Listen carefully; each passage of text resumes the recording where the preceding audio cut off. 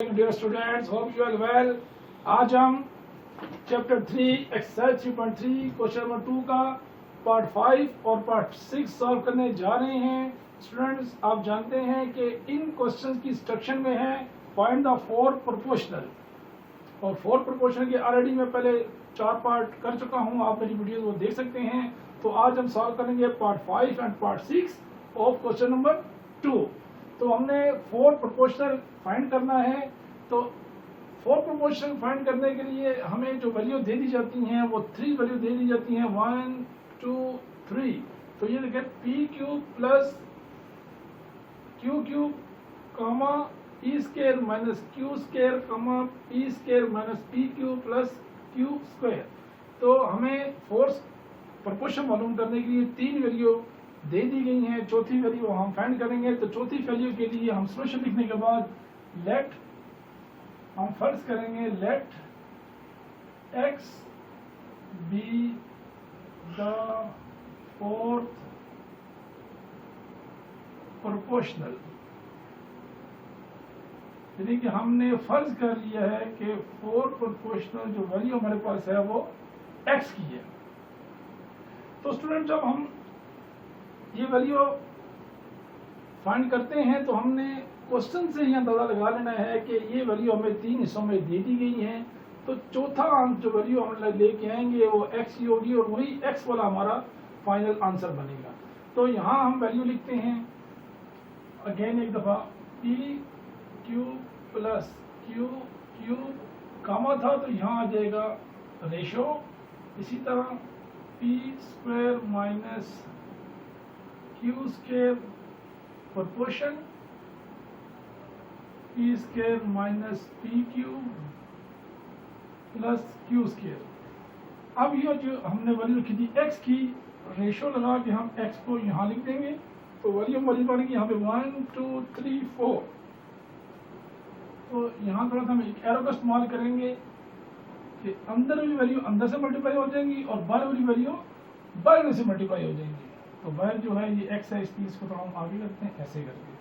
तो ये दो वैल्यू अंदर मल्टीप्लाई हो रही है और ये वैल्यू बाहर मल्टीप्लाई हो रही है। बाहर वाली वैल्यू को हम क्या कहते हैं? Product of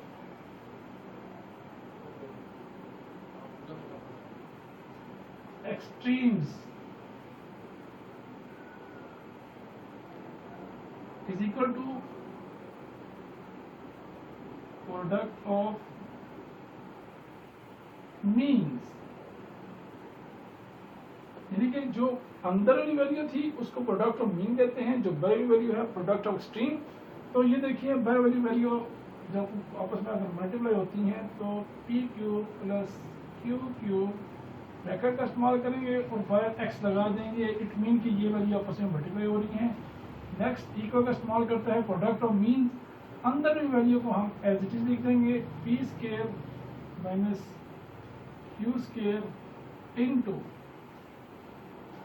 P square minus P cube plus Q square, हमें वैल्यू मिल जाएंगी।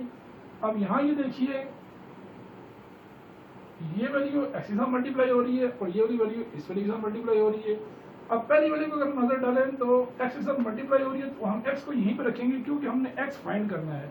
तो हम ये वैल्यू को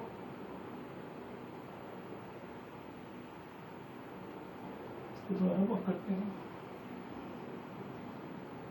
तो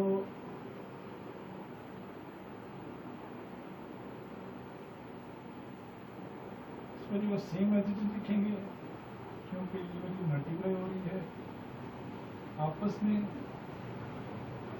इस स्टेप को बाद में देखते हैं कि हम स्टेप को क्या कर सकते हैं। अब ये वैल्यू जो थी x यहीं पर रहेगा और हमारी ये जो वैल्यू आ जाएगी P Q plus Q cube, यहाँ पे मल्टीप्लाई था, इक्वल के दूसरी तरफ आके बन गया ये डिवाइड में आ गया। अब नेक्स्ट स्टेप में हम x को थोड़ा पीछे लिख के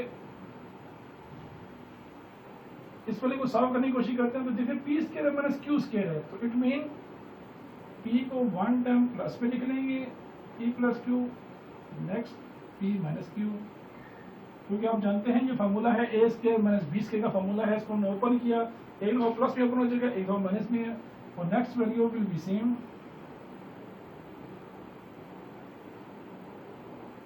हमने इसको सेम लिख दिया। इसी तरह यहाँ पे फार्मूला हमारा आ रहा है P Q plus Q cube का फार्मूला, वो ऑलरेडी आप अलजेब्रा में ये फार्मूला पढ़ चुके हैं।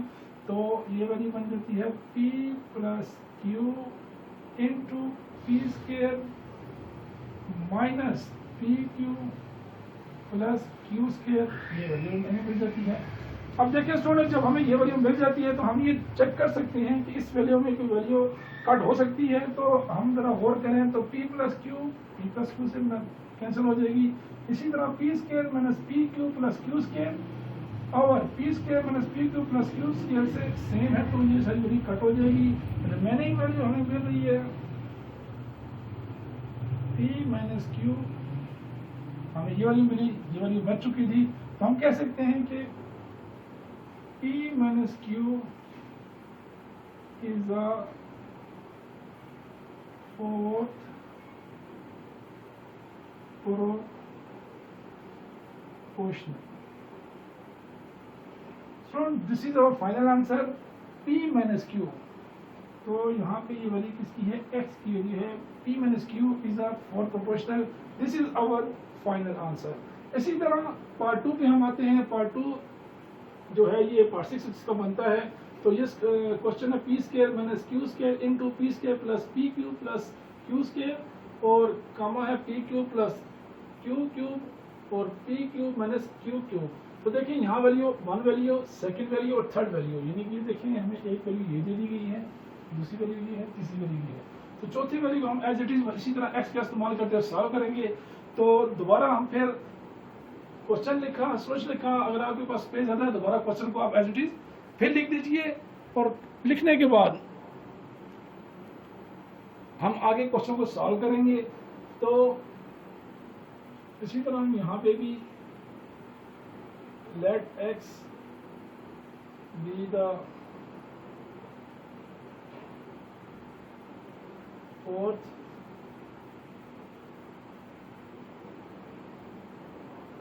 प्रोपोर्शनल, हमने ये वैल्यू लिख दी है let x be the fourth proportional. तो क्वेश्चन को हम फिर दोबारा करना है P square minus Q square into P square plus P Q plus Q square ratio p Q plus Q cube proportion p cube minus Q cube ratio x. तो यहाँ हमने फिर बीच वाली वाले को 20 से मल्टीप्लाई करेंगे और बर वाली वैल्यू 22 से मल्टीप्लाई करेंगे। और हम जानते हैं कि बर वाली वैल्यू को हम क्या कहते हैं, product of extremes is equal to product of means, यानी कि जो बर वाली वैल्यू थी इसको प्रोडक्ट ऑफ एक्सट्रीम कहते हैं, is equal to product of mean अंदर वाली वैल्यू है, यानी कि अंदर वाली वैल्यू अंदर मल्टीप्लाई हो जाएंगी, बर वाली वैल्यू बर मल्टीप्लाई हो जाएंगी। तो हम इसको ऐसे लिख सकते हैं P square minus Q square into P square plus P Q plus Q cube. अब यहाँ इसके बाद हम एक्स लगाते हैं, होल का एक्स लगाते हैं कि ये सारे के साथ एक्स जो है ये मल्टीप्लाई हो रहा है, कुछ ऐसे एक्स को उसके बराबर लिखते हैं क्योंकि एक्स मल्टीप्लाई है, इसके बराबर आ जाएगा। इज इक्वल टू हम लिख सकते हैं यहाँ पे P Q plus Q Q into P Q minus Q Q.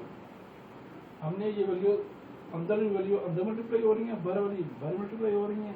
अब देखेंगे एक्स यहाँ मल्टीप्लाई हो रहा है, तो एक्स को अगर हम नेक्स्ट तक में यहाँ लिखें और सारी वैल्यू अगर हम लिख लें P Q plus Q Q into P Q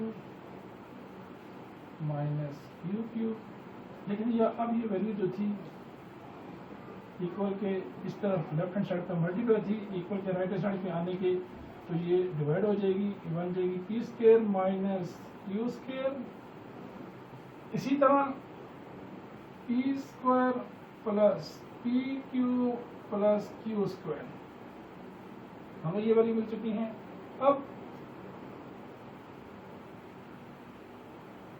next step में ये क्वेश्चन करने के यहाँ से दो मरहले हैं। आप चाहे तो इस फॉर्मूले को क्लोज करके इस वैल्यू को कटिंग कर सकते हैं, या अगर आप उसको क्लोज नहीं करना चाह रहे तो आप ये फार्मूला ओपन कर दें, इन दो फार्मूले को ओपन करें तो फिर भी आपका आंसर निकलता है।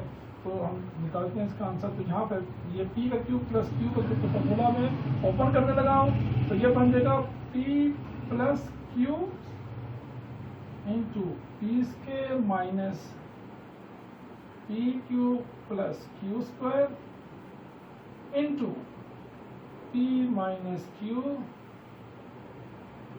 P square plus P Q plus Q square. तो यहाँ पे हमने दोनों जो वैल्यू थी इन दोनों के फार्मूले ओपन किए, हमें ये वैल्यू मिल गई। इसी तरह नीचे पी स्क्वायर है माइनस क्यू स्क्वायर है, तो यहाँ भी फार्मूला ओपन होता है p plus Q into P minus Q, इस तरह P square plus P Q plus Q square. हमें ये वैल्यू मिल चुकी हैं। अब हम इस वैल्यू को अगर गौर करें तो यहाँ की वैल्यू कटिंग हो सकती है। तो देखें p प्लस क्यू से कैंसिल हो गया, इसी तरह p माइनस क्यू से कैंसिल हो गया, P square plus P Q plus Q square, यहाँ ये दोनों वैल्यू सेम थी, उनके सेम वैल्यू आपस में क्रॉस हो गई। तो रिमेनिंग वैल्यू हमें जो मिली वो P square minus P Q plus Q square. तो स्टूडेंट हमें ये जो आंसर मिला ये हमारा फाइनल आंसर था। मैं उम्मीद करता हूँ ये क्वेश्चन आप इजीली समझ चुके होंगे। Thank you very much.